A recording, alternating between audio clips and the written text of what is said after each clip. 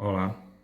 A amostra audiovisual a seguir de hoje é um trabalho em equipe proposto pela professora Ana Ramires na disciplina de Psicologia e Saúde Pública do curso de Psicologia no Centro Universitário Inta Unita de Sobral. Hoje abordaremos a violência contra a mulher, saúde pública e violência contra a mulher.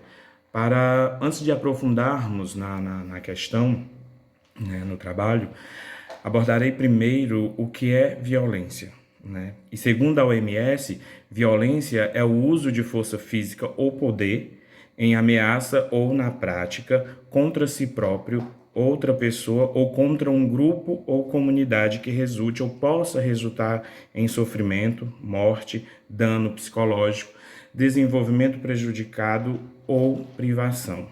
A violência está baseada na intenção do indivíduo que pratica deliberadamente o ato violento.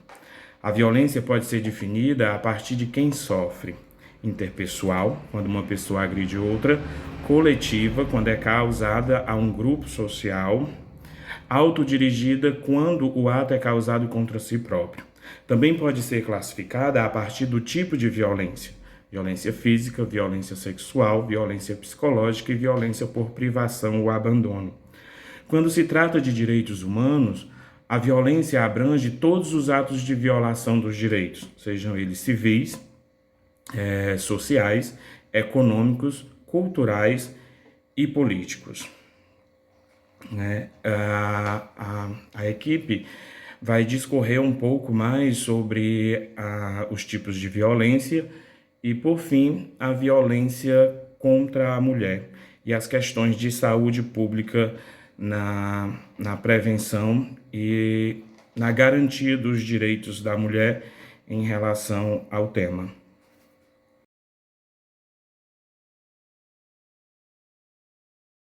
Enfim, atualmente existe muitos tipos de violência no Brasil, principalmente contra a mulher, né, que vem crescendo bastante a cada dia que passa.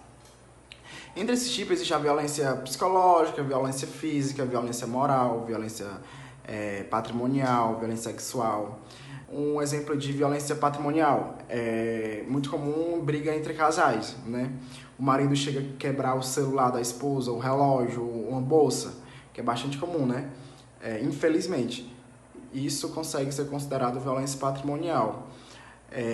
Violência física, muitas das vezes bem decorrentes, né?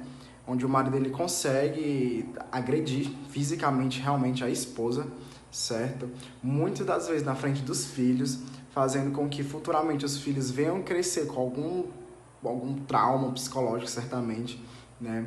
Um exemplo também é violência moral, né? Onde o cara ele consegue deixar a autoestima da mulher baixa, agredindo ela verbalmente, né?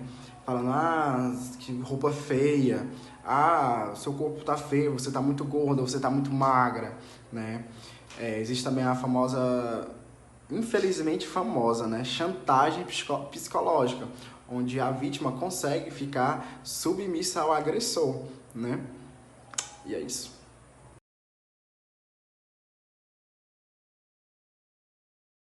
Boa noite, professora. Eu vou falar um pouco sobre a violência simbólica contra a mulher. Para falar sobre a violência simbólica, primeiro a gente tem que falar sobre capital simbólico. Esse capital simbólico está relacionado à dignidade, à honra e coisas do tipo. E é através desse capital simbólico que instituições e pessoas ou indivíduos podem persuadir outros com as suas ideias. A violência simbólica ela se dá exatamente pela falta da equivalência desse capital entre as pessoas ou as instituições. Então, esse tipo de violência ela é descrita pelo Bourdieu como uma violência que geralmente quem pratica ou quem sofre não tem consciência que está fazendo isso ou sofrendo.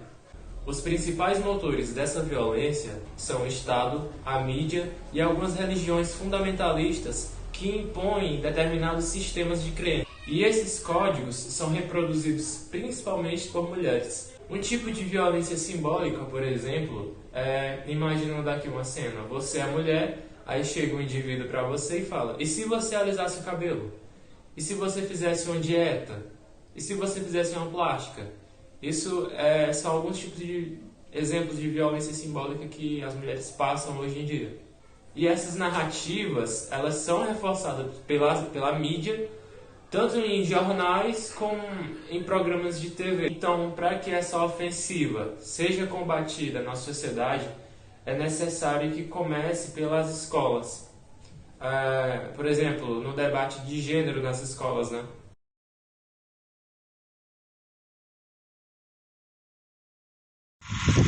Alcançar a igualdade entre os gêneros é um dos 17 objetivos propostos pela Agenda 2030 da Organização das Nações Unidas, da ONU, do qual o Brasil é um dos países membros, dos países signatários. No entanto, o nosso país ocupa o 5º lugar no ranking mundial de homicídios de mulheres, os feminicídios.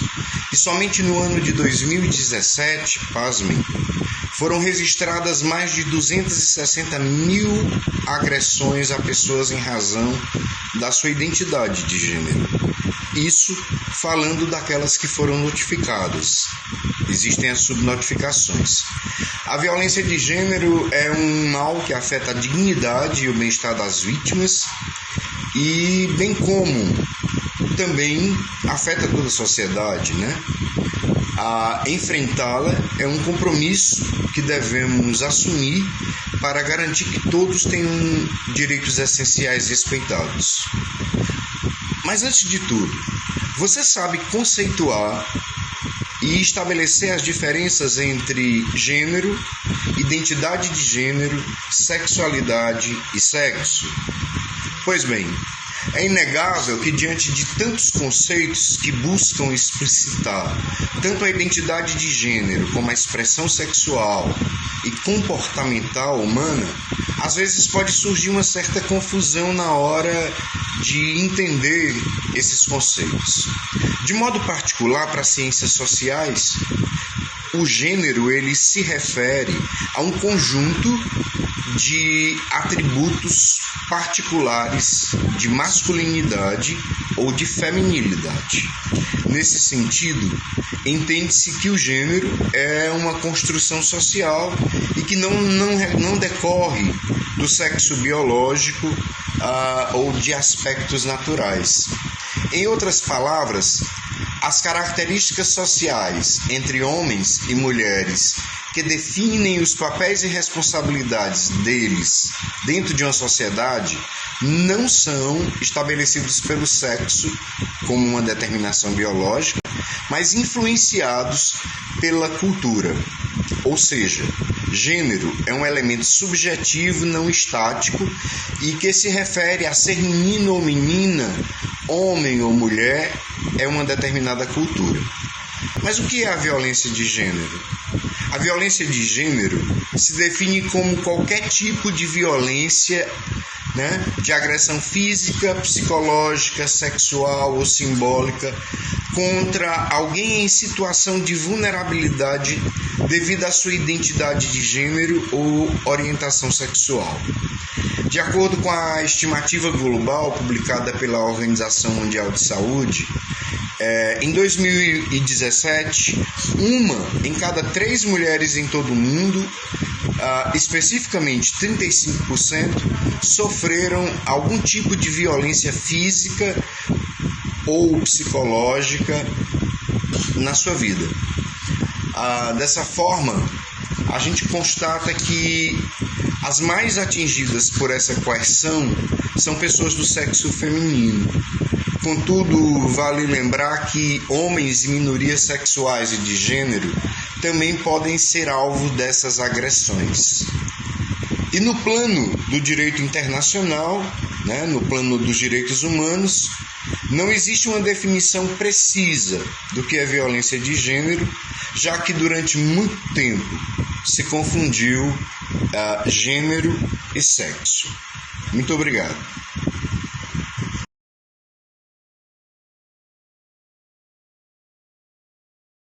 Olá, agora vamos abordar sobre violência doméstica.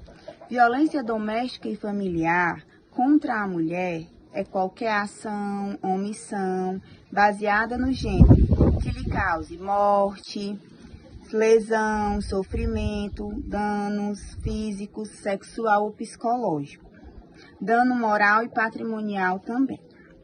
O Brasil atualmente ocupa o 5º lugar em ranking mundial no feminicídio, que é assassinato contra a mulher, apenas pela condição de ser mulher. A violência contra a mulher é comum, vindo de uma evolução histórica, de hábitos culturais fundamentados em discursos patriarcais.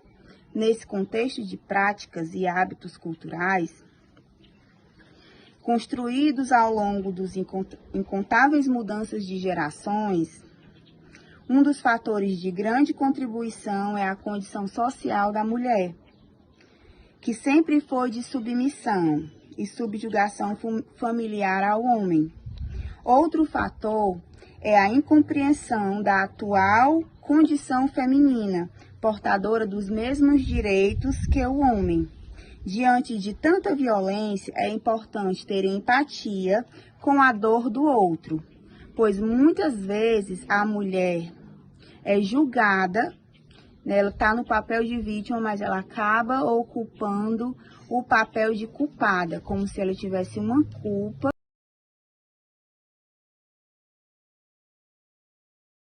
Se tratando da lei, 11.340, que é popularmente conhecido como Lei Maria da Penha, é necessário que a gente saiba o porquê, que foi dado esse nome, que é uma homenagem feita, a Maria da Penha Maia Fernandes, que era uma farmacêutica brasileira e que no ano de 1983, após ela sofrer severas agressões por parte do seu marido, que era um professor universitário, que era colombiano, o nome dele era Marcos Antônio. Ele, por 2 vezes, 2 ocasiões, ele tenta tirar a vida da vítima, Em uma das ocasiões, ele dá um tiro de espingarda, aonde deixa, a vítima paraplégica, e ela passa cerca de 4 meses longe de casa, se recuperando, fazendo cirurgias, e após voltar, ele tenta novamente, durante o banho, eletrocutá-la.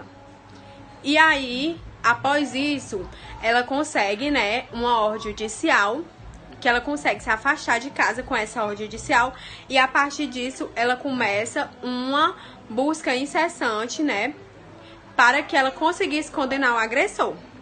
Mas o caso, ele só foi totalmente resolvido por volta de 2000, 2002. E durante, após isso, essa resolução, é o tempo em que o Estado brasileiro, ele recebe uma condenação por negligência, omissão e tolerância à violência doméstica.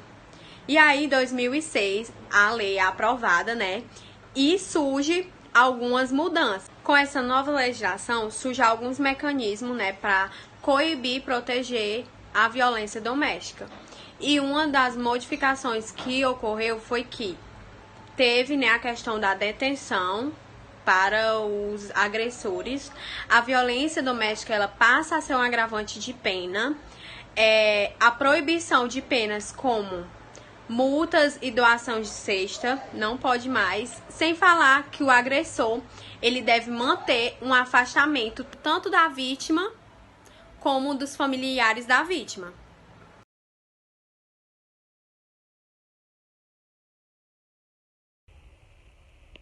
A medida mais eficaz para reduzir a disseminação da Covid é o isolamento social. Mas isso acarretou um escancaramento de uma situação que já vem acontecendo no Brasil, a violência doméstica contra as mulheres. E apesar da Lei Maria da Penha há 15 anos existente no nosso país, ser mulher no Brasil ainda é muito perigoso. A pandemia da Covid, ela veio fazer com que as mulheres permaneçam mais tempo com seus agressores dentro de casa.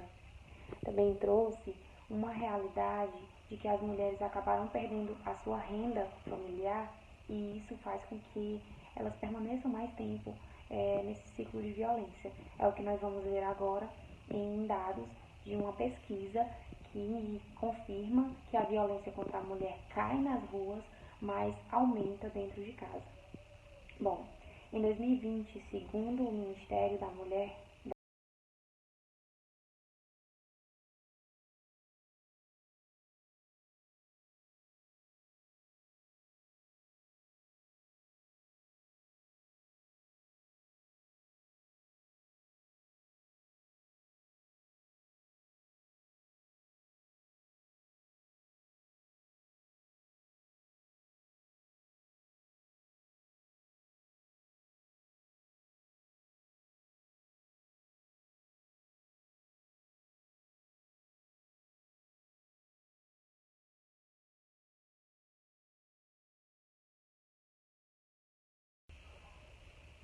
Bom, em uma segunda pesquisa, essa mais recente, o Fórum Brasileiro de Segurança Pública, junto ao Instituto Nacional e à Uber, realizou uma pesquisa chamada Visível e Invisível, a vitimização das mulheres no Brasil, com 2.079 entrevistadas. Bom, de acordo com esse estudo, 1 em cada 4 mulheres acima de 16 anos afirmaram ter sofrido algum tipo de agressão nos últimos 12 meses durante a pandemia da Covid. Isso significa dizer que 17 milhões de mulheres sofreram alguma violência, delas seja física, psicológica ou sexual. 61% dessas mulheres que sofreram violência, elas afirmam ter tido uma diminuição de renda familiar nesse período. 46,7% dessas mulheres alegaram que perderam suas rendas e seus empregos durante a pandemia. Bom, a falta de renda foi constatada como um dos fatores cruciais para que as mulheres permaneçam nesse ciclo de violência, por não terem para onde ir, por não terem como sustentar os seus filhos e por estar em vulnerabilidade social e financeira. Bom, 4,3 milhões de mulheres foram agredidas fisicamente, ou seja, a cada 8 minutos uma mulher é agredida no nosso país. Isso nós estamos falando de um Brasil que existe a Lei Maria da Penha e que pelo menos 96% das mulheres conhecem esta lei. Isso significa dizer que o nosso país, ainda é um lugar muito difícil, muito perigoso, muito doloroso para ser mulher.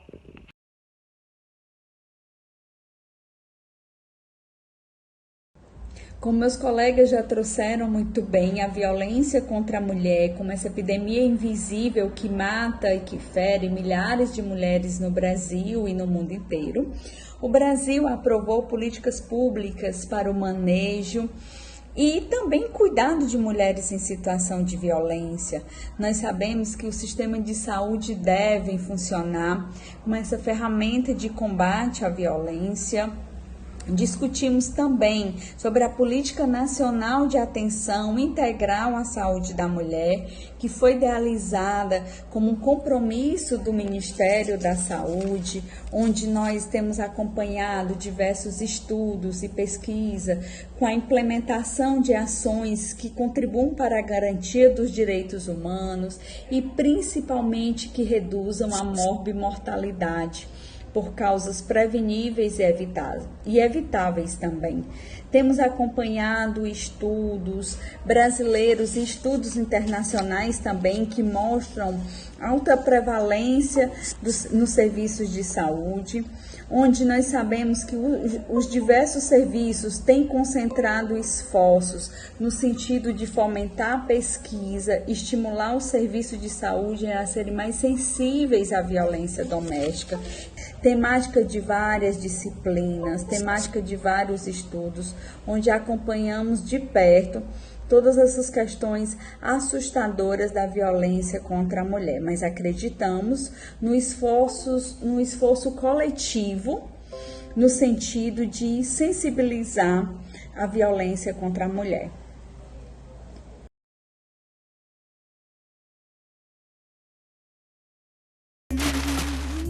Acabou, pessoal! Essa frase é minha. Sai pra lá, meu chapa! Deixa o astro fazer isso! Acabou! Acabou, pessoal! Já posso ir pra casa?